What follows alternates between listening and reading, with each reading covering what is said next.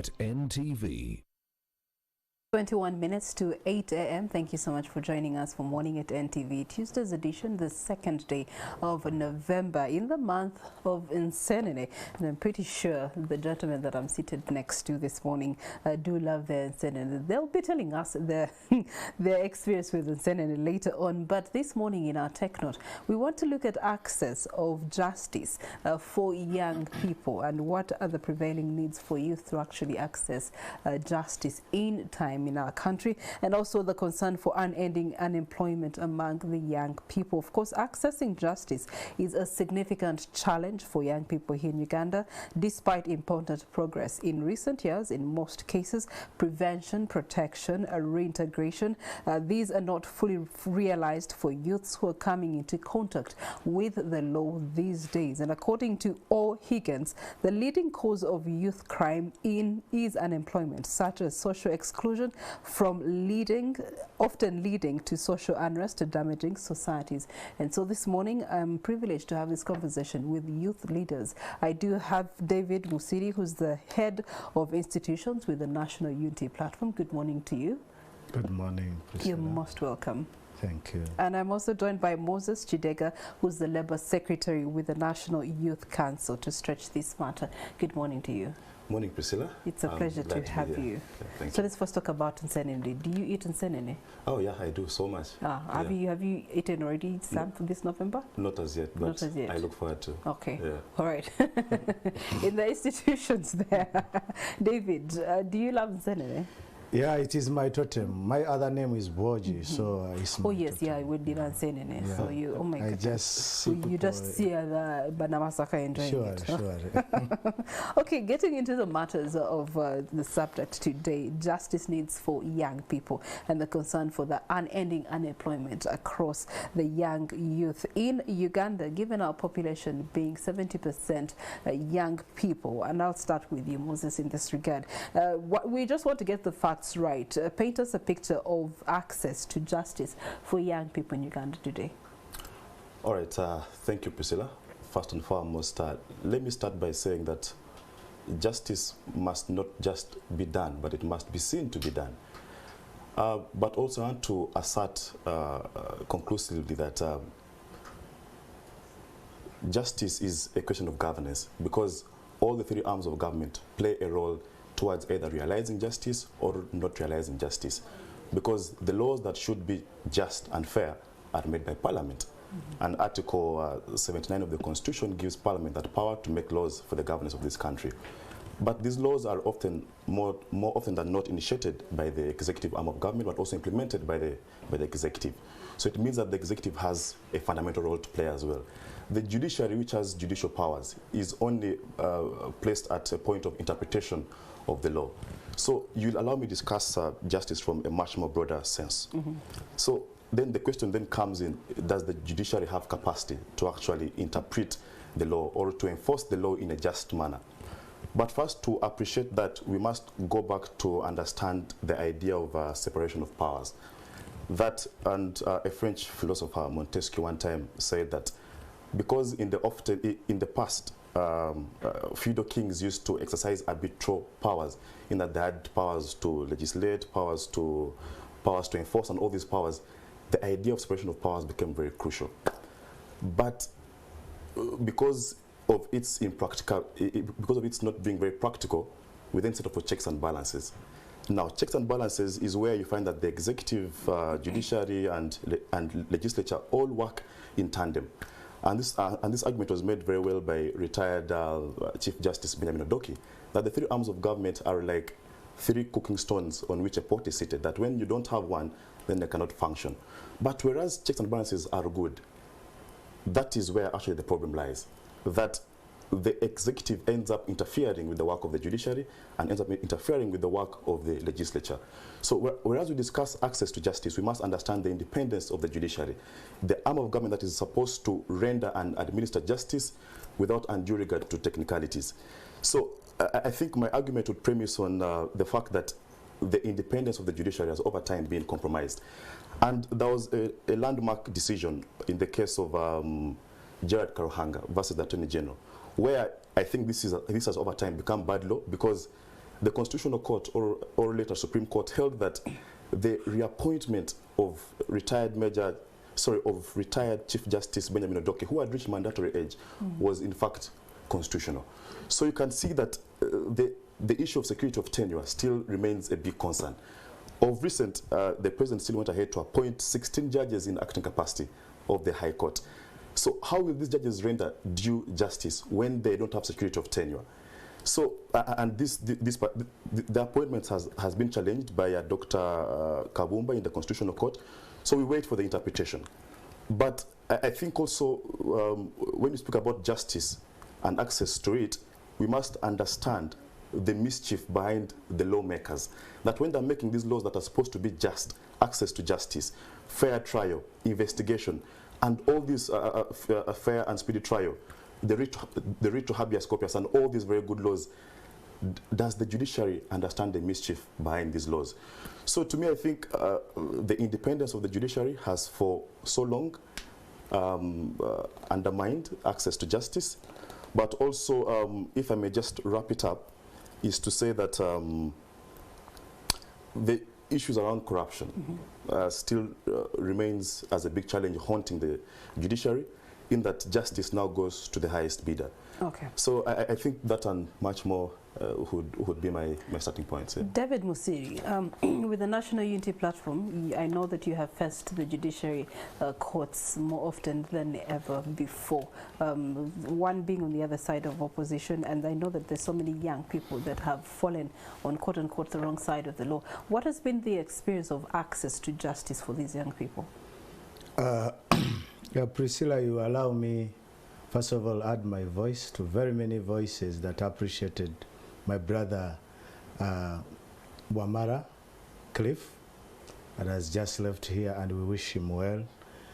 He's among the people that actually were victims, were victimized in the process, much as he was doing his own independent work as a journalist. I would just want to build a case, but I want to avail ourselves to the fact that delayed justice is denied justice. We all know. And as we speak now, for example, if I can build one case of a young man that we lost in the campaigns, that is Bawate, a young man from UCU coming for campaigns in Makerere University at Dalmata, the Ivory Tower, and the Harvard of Africa. He gets murdered in cold blood, but this seems to be that it was on a script. You see, what puzzled me in that case is when we saw that as if this scenario happened when council was in a session. A young man dies at 8:30, and by 9, their resolution is passed, one of which is suspending elections. 2 is suspending the guild leadership itself. My brother had a privilege to be part of that guild. And you know what that means for the justice of the students, for the justice of the young people, for the justice of the youth. Now, up to today, just like very many of such culprits, such victims, have not attained their justice. That's why I always say that delayed justice is denied justice. We see very many of our comrades, for example, those of Machete, that are going to martial court. I want to assertively assert here on the national TV that we realize that this country and this government is at war with its own citizens. You can imagine these young men who are actually just civilians, how can they be subjected to a military court? Now, do we come back and say there is justice for the youth? There isn't any justice for the youth. I can tell you today, as you said, I am very, very exposed to this field. Recently, I was in Musiri Maximum Prison, that is Maxon Bay. There are a lot of people that are languishing there. There are a lot of people that are rotting in jail. But there is no, even those that would want to provide pro bono for them, you don't have access. We are in a country where, like it was in the Metternich, whereby a lady came out and said, my daughter cannot sneeze without Metternich knowing. It is so tight. All institutions, let it be judiciary, let it be all institutions are broken down. We do not have independent institutions. You only work if you are, I don't want to use a bad word, but I don't have another word for it. But you have to be somehow a bum licker for the government, for maybe the president, for you to exercise your duties. There is a lot of ambiguity. Actually, I would want to let you know that things are not clear, even in the justice system. Okay. I would want to let you know that right now, I can tell you, Priscilla, all courts are on the trial because they cannot independently exercise their duties. Therefore, I think we need to revise the systems.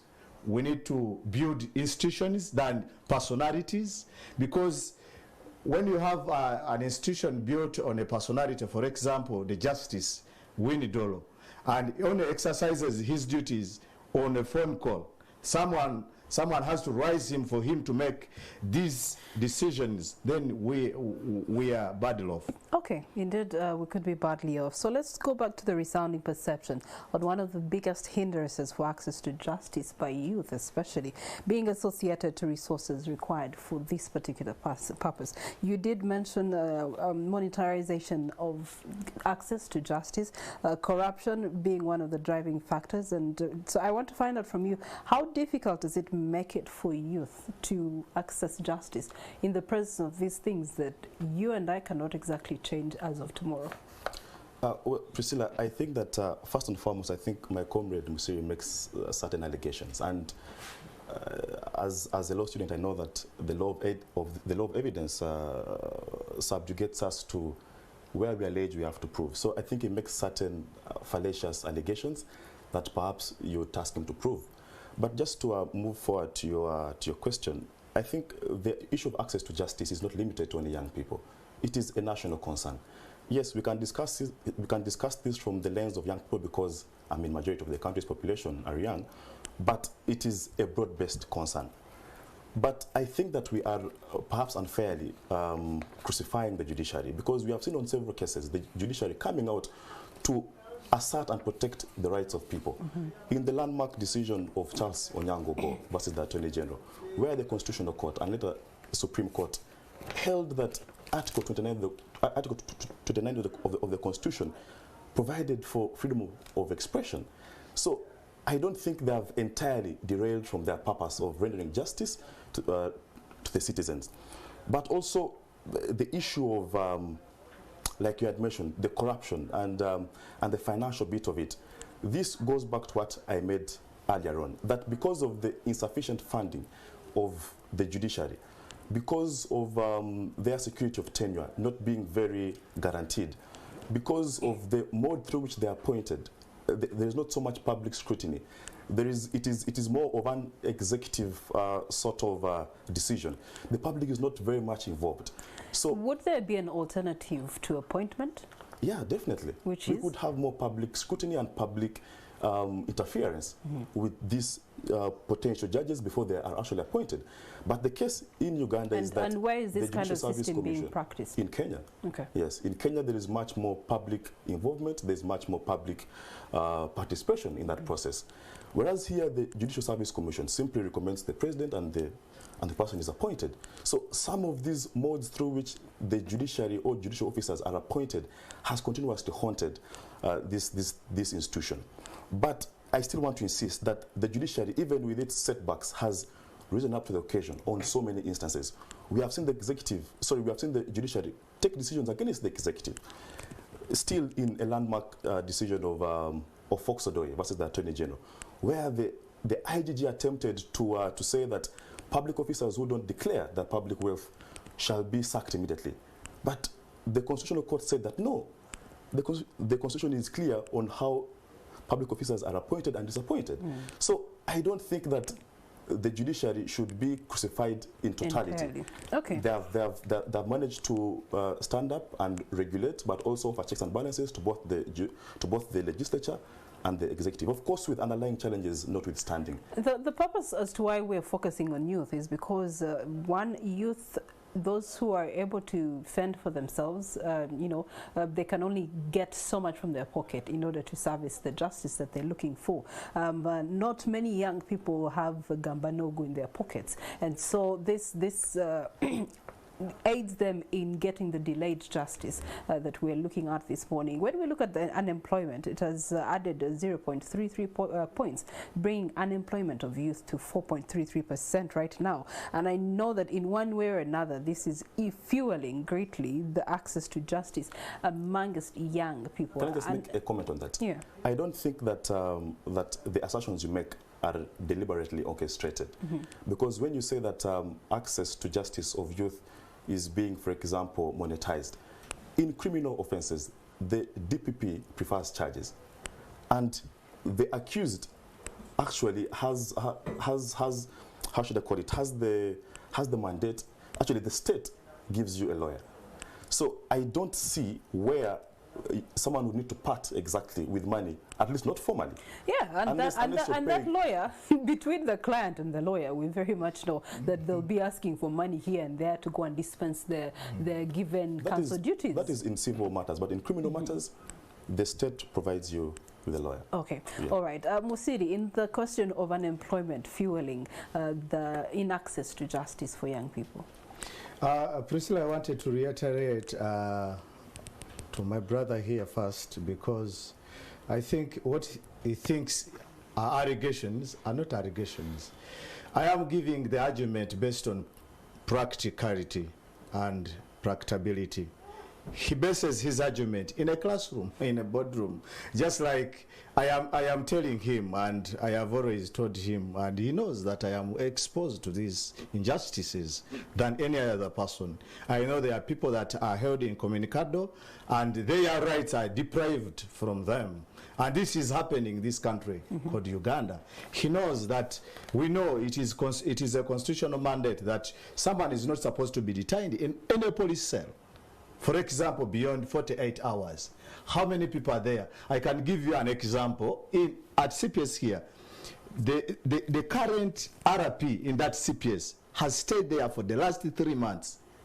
This is what we are talking about. We are not talking about things that are happening in class, the theory. We are now talking about the practical bit of the justice. So when we are talking about this, and this is not, I am not trying to either massage or try to taint bad picture on the government. It is the reality. It is the reality. For example, you know, I don't know if you know, but I know you know about this Jakana. This is a guy that was abducted. After abduction, he was thrown into jail. Actually, it is the same time I was thrown into jail. There is also a colleague called Motive Kasaga. Today he has a lot of complications. We do not know how his life is going to end. He's a young man with he's only 23 years old. We are talking about things that are taking people's lives. We are not talking about things that we study in classes. All right, Musiri. Yes. And to the question of unemployment. So, if we want to go there, I am telling you, one of the things that are escalating the unemployment, one of the things I would tell you, still government, because in any country like Uganda, where you have the youngest population at the percentage of 78 or 70, it should be the mandate of the government to provide unemployment. For example, to provide employment. Yes, to provide employment through industrialization. But in Uganda, if we realize very well, you find I want to come from an informed point of view from universities, whereby the government has made it deliberate to have these universities have courses that are not accredited. For example, in Makerere, he knows. I think it is under choose where there is psychology. Now, just imagine what comes to your mind if a government university comes around and says and denounces that this course will never be entertained anymore. Now, this does not stop at the university. It goes to the employer. the one that the bosses of these students that we have gotten. For example, in the past years, there are a lot of psychologists that are produced by very many universities, which people do not have now jobs. 2, job security. There is no job security in this country called Uganda. For example, things are not clear on who does what. For example, you can meet someone in a bank, an engineer, but now becoming a banker. You know what that means, that for you to have that job, then you must do whatever it takes. And it is just from a sympathizer with your boss to manage to have you. We have gone to a lot of, we are seeing a lot of youth leaving this country. It is one of the signs that surely the level at which unemployment is affecting Ugandans, it is very, very, very high. Right. Even when you know that they are going to a war zone, because every time, I know, I think we have the statistics that in the last months, we would receive around 5 caskets at the airport from Dubai, from Arab Emirates, and that's why some of us took this mantle to come and protest. We even went as far as going to peacefully demonstrate around the Arab, the Saudi embassy. It's because of this helm that of unemployment. Of unemployment. Okay, thank you so much. So away from unemployment, there's also a new wave of politics and young people getting involved.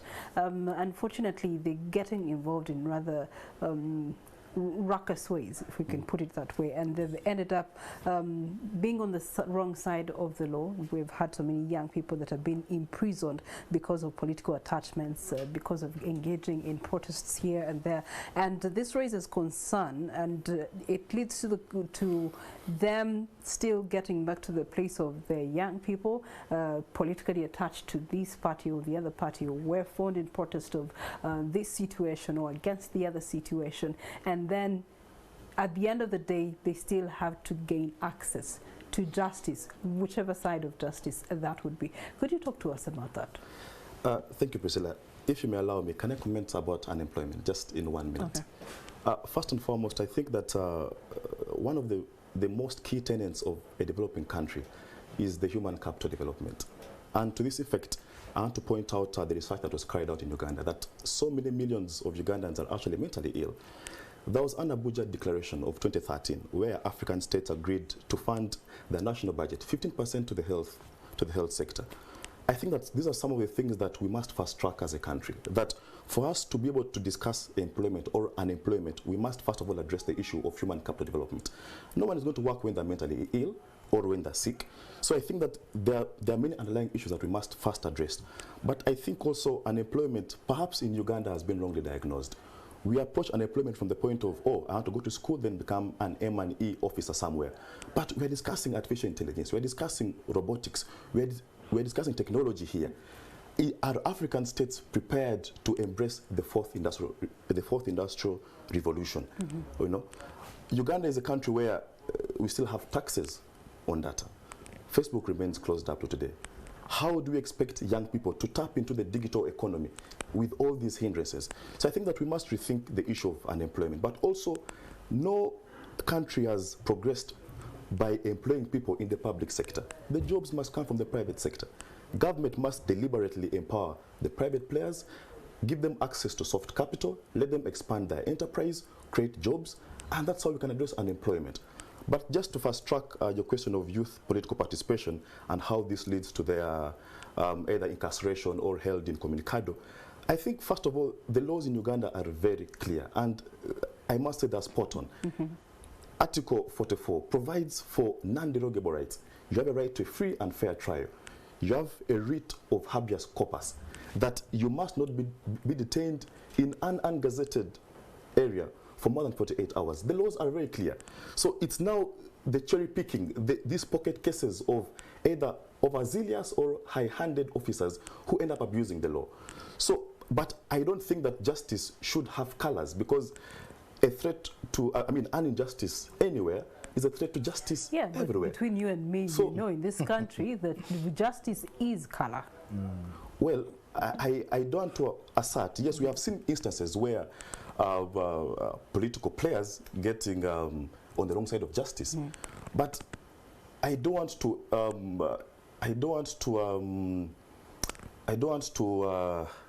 How should I put it? I don't want to crucify the judiciary in totality, because there are underlying issues that affect investigation, that affect, because you know that our criminal justice system is a very slow one.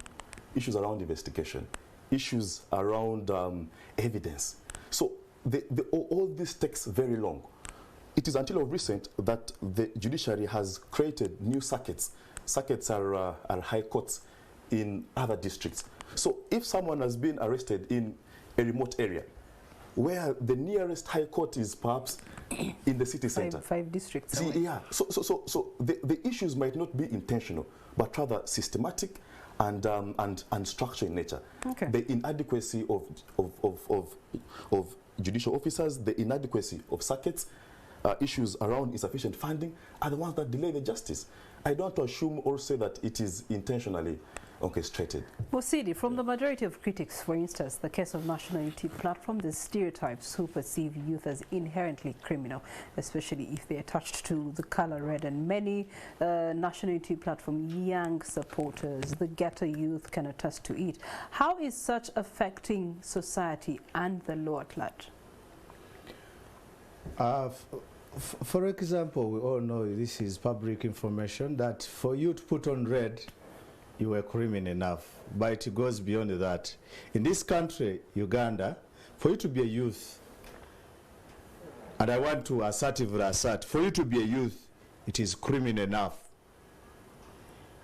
I am telling my brother here, Kidega, one day, I know, he'll fall in the hot soup just because of his age.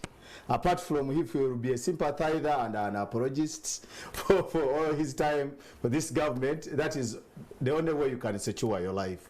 But nevertheless, this is affecting society in very, very many ways.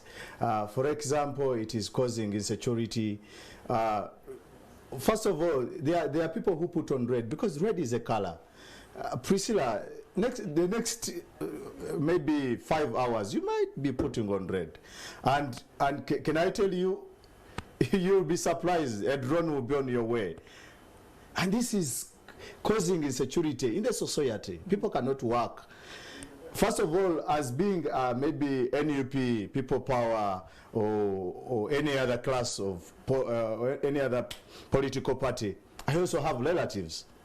Which relatives have a right to believe in any other party. But instead, for example, it is, I think this is drawing us back to those times of Obote.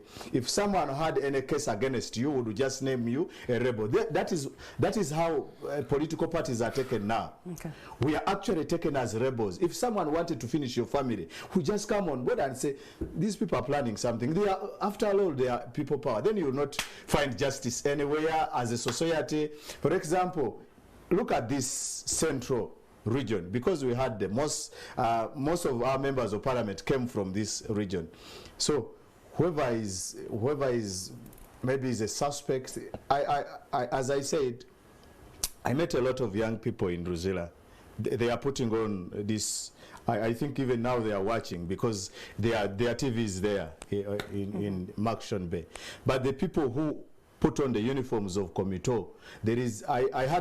I had a chance to be to be a judge in their competition on 9th on the Independence Day, to be an adjudicator. But one of the guys that touched my life is a guy who does not know why he's in Ruzila. He has never met any lawyer. And how long has he been there? He has been there now 7 years. He is one of the musicians that came to actually perform.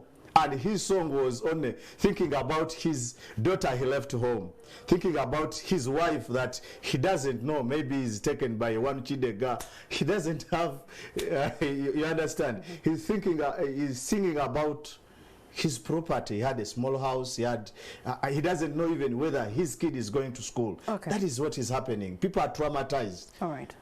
So in the case of what he's submitting, Moses, how is government committed and involved in actually addressing matters that concern youth directly?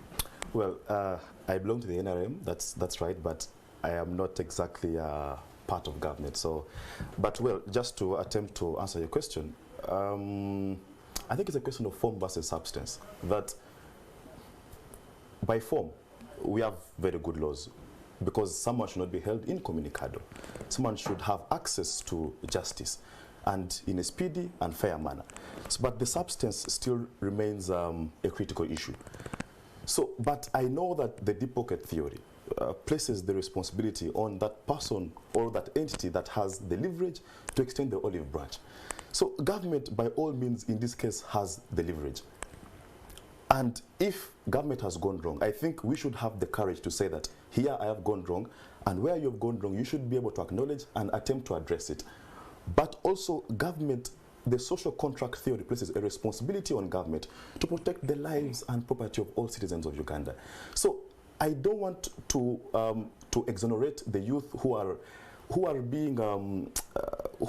lawbreakers, because we cannot assume that every young person who is actually being incarcerated or who has been detained or who has been maybe remanded to Luzira is exactly innocent. There are those who have actually committed those offenses. Should we then live in a society where there's anarchy? I think not. But what should happen is that we must empower the judiciary to quickly fast-track, investigate, so that there is a speedy trial. But we cannot do that if we lack capacity as a country. So this goes back to, and perhaps this is the bigger question, the economic challenge that we have as a country. That because we don't realize enough domestic resources, then we cannot finance our national development. We cannot create more circuits. We cannot then employ more judicial officers. We then cannot address the issue of what my comrade is trying to say. Okay. But also, I want to associate myself with the assertion he made that justice should be, it should not be a privilege, but in fact it should be a common good. So, but just conclusively, I think that we all have a responsibility to build this country. Okay, as we come back to you, I want to find out from you, David, in conclusion, in your capacity and in your leadership position and with the National Unity Platform, how and what strategies, what programs, what are you actually doing practically to ensure that the young people under your docket are having access to justice, those that need the justice, and also addressing the question of the growing unemployment among youth? For example, if we do not have, if this country didn't have hypocrisy of a highest order, we would be well off. You realize that this country, at first we had prosperity for all. Later it manifested itself as wealth creation. Later it became, and it rebranded into a myoga. And later now, currently it is parish model. You understand that if these were not only campaign modules, we would be so far. For example, countries like China have done community organizing. It is the best. But in instances where you have taxpayers' money just wasted because the tyrant wants to keep himself in power, and he does only that for campaigns, that is where we go wrong. But for us as NUP, we would think that we could take up that. For example, it is not bad for you to have the myoga, the prosperity for all, but you must have avenues and parameters, and these parameters should be obvious and known to everyone. The problem we have, I have always asserted this, that the problem we have as Ugandans is the preferences and tastes of Ugandans shift every time. Today, as we talk about Jakana, other people are now, if something happens, and maybe I heard of the two women that were undressed on the northern bypass, now that takes the lead of everything. But we only need to capitalize on certain things. Let us take good things as good. As NUP, we believe that we only need to mobilize. Okay. we only need to mobilize. There is no other avenue, because once you pushed on the wall and you cannot be pushed anymore, then what you have is to react back. Okay. If all, because I am telling you, and I want to let you know, and on this national TV, that no one is safe in this country, Uganda. If historicals like Naduli can lose their children at their youthful time, why would you think that for you are special? So David Musiri says mobilization. The National Youth Council is really supposed to be a council that addresses or amplifies or advocates for matters concerning youth to actually be looked into and sorted out sooner than later. How are you unifyingly addressing these issues? First and foremost, the Youth Council believes that for us to address issues around unemployment, perhaps our answer lies in the broader picture of regional integration. We have been at the forefront of advocating that the East African Federation must be fast-tracked, and it must happen, because there really lies certain answers. One is that perhaps the free labor mobility that we're talking about here could be achieved if we could fast-track regional integration. The free trade treaty and the common market protocols should be fast-tracked. But also there is an answer to our security and instability question that lies in a bigger federation.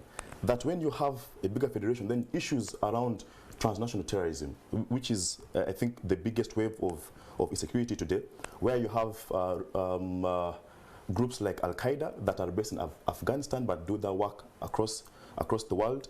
You have Boko Haram in Nigeria, but their violence is caused all over. So we have been at the forefront of saying that let us integrate as a region, but also we are saying that let us go back to our 3 Cs. Let us get back to agriculture. Let us boost agriculture. Let's have value addition, so that by the time we export our goods on the international market, they have value and they can indeed be of benefit to Ugandans. Then lastly is that we are at the forefront of saying, let us unite as young people. And that is why we did orchestrate the multi-party youth forum, because we realized that there is a growing sort of disgruntlement. There is a growing hate among young people, and these are most times politically party driven. Okay. So we have orchestrated a move to have all political parties all youth wings of political parties have a forum where we can dialogue on some of these best practices and agree on some of these things. Okay, all right. Thank you so much, Moses Kidega, who is under the National Youth Council as the Labour Secretary, and also your submissions, David Musiri, for the National Unity Platform, representing the young people as you lead the institutions there. That brings us to the close of this conversation. In our Kickstarter, we're going to be looking at the understanding of government concessional loan bid and the dynamics at play when it comes to Parliament. And Chris Igenyi returns with that discussion. Stay with us.